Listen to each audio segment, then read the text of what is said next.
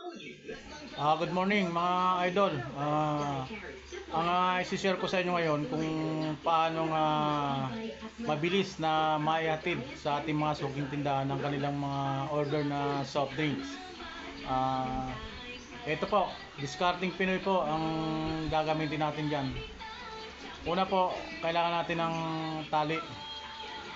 So, halimbawa po may umorder sa atin ng 6 na case, tatlong malaki, tatlong maliit. So kung hindi po tayo gagamit ng discarding Pinoy, baka dalawang balik po tayo sa tindahan bago natin maihatid yung 6 na case. So ganito lang po, panoorin nyo.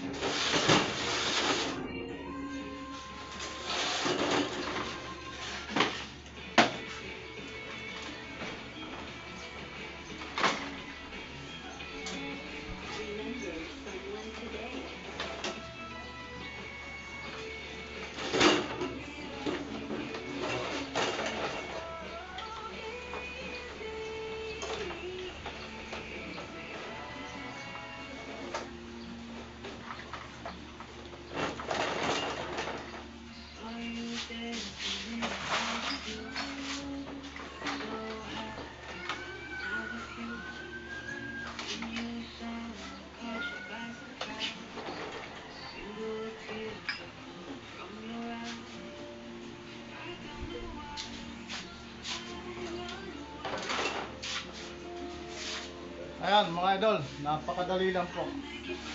Discarding Pinoy ang kailangan.